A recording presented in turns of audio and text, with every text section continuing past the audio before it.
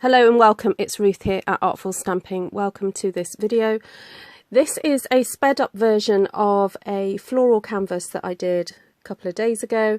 If you want to check out the long version, then I will be putting the links in the comment section below.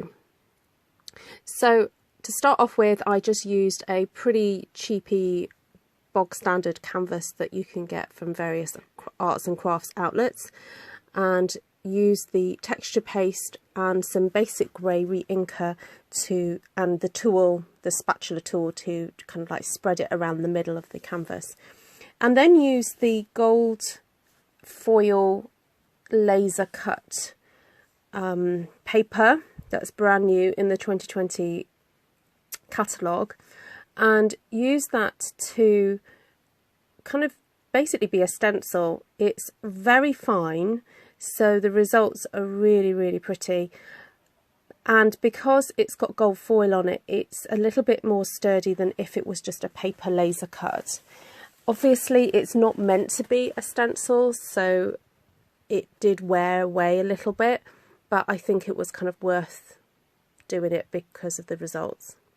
So then I sprinkled some gold embossing powder over the texture paste, heated that, then thought, wouldn't it be fun to try and lay the leaf image over it? And I sprinkled some powder over it, thinking it might kind of work like, you know, when you put icing on a cake through a doily, that type of thing. But it didn't work, so I tried something else. I grabbed the Versamark ink, which is really lovely and sticky. It's great for putting embossing powder onto.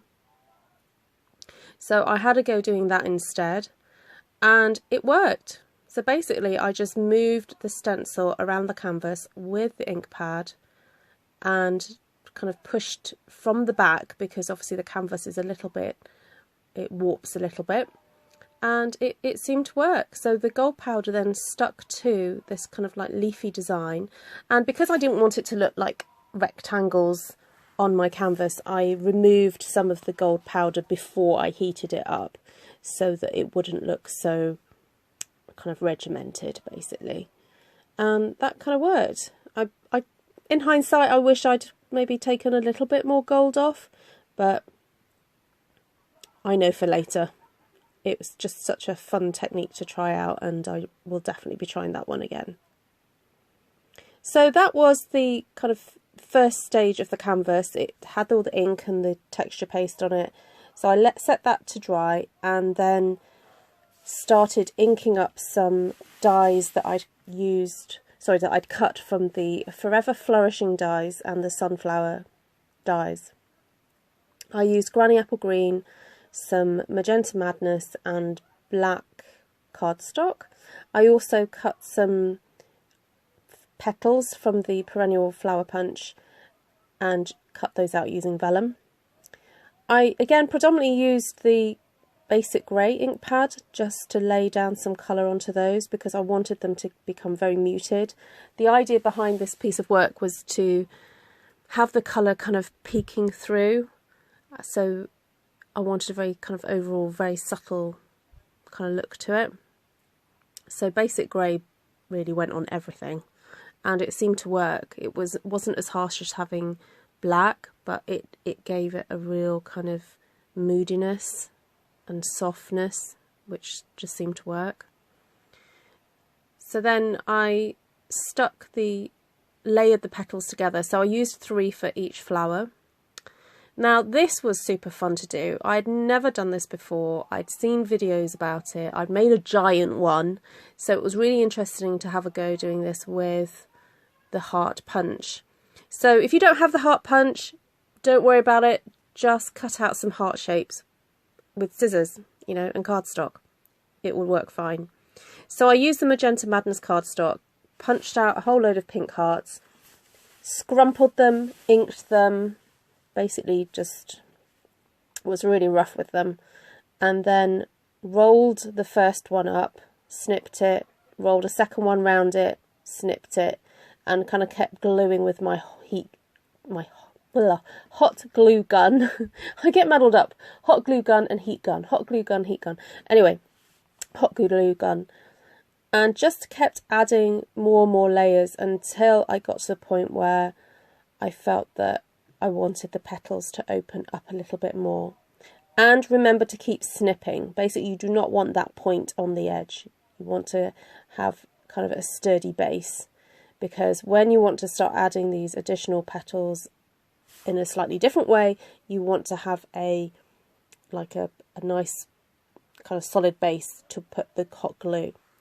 So as you can see, I've got those hearts in, it looks kind of like a butterfly there, but anyway, that's kind of the shape you're aiming for. And then you can curl up the cardstock around that central point. Now, if this point you feel like the cardstock isn't pliable enough, that's fine. Just go back in there with your fingers and really kind of like squish those fibres down and make it work for you. Make sure it's nice and rounded.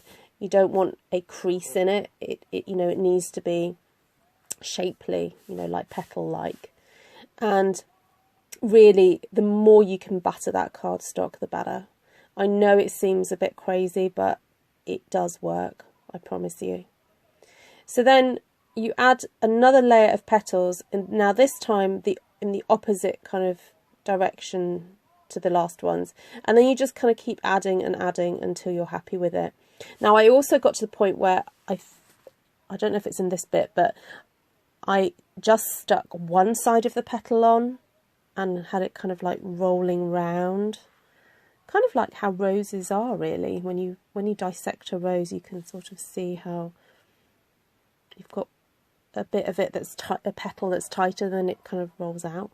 Anyway, it seemed to work, and I was really happy with the results. And having just that pale pink, not pale pink, a little bit of the pink poking through with the dark grey just seemed fabulous. So I'd love to try this maybe with some yellow cardstock that was inked with pink, or a pale blue, or a white inked with blue. You could do all sorts of different things. You could do lots of different colours. So here's that fabulous sunflower die, and I'd cut a black, a pink and a black and layered those up together, then stuck a centre. And then here I'm tweezering some grey cardstock. So I cut the daisy punch shapes out with Smoky Slate and Basic Grey.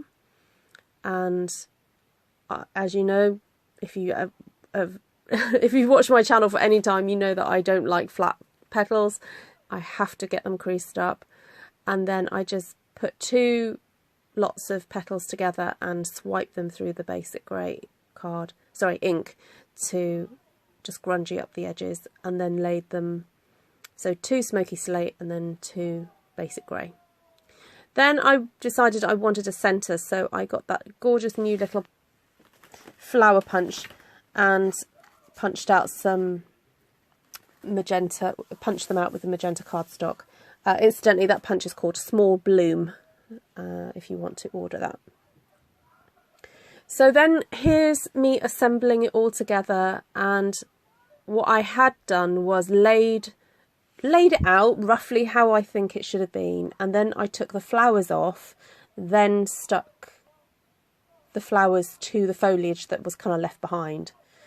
So that was kind of my process, and then just started adding more and more little bits of foliage here and there. There was some leaves that I cut out with black cardstock.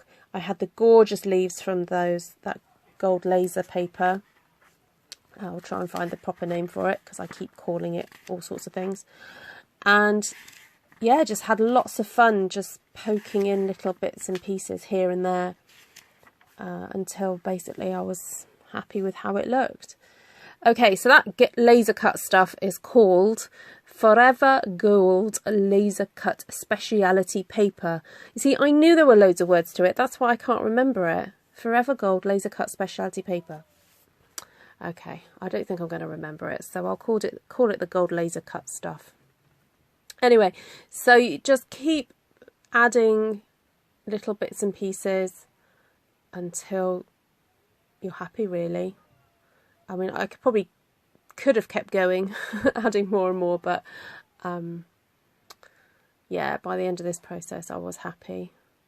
So in the end, I had 1 large rose, 1 large sunflower, 3 daisies and I think 3 of the white vellum flowers, and then decided to cut some small circles out from some gold foil and then scrumpled them in my fingers and then stuck those as the centre of the white vellum flowers, as I felt it just needed a little bit extra.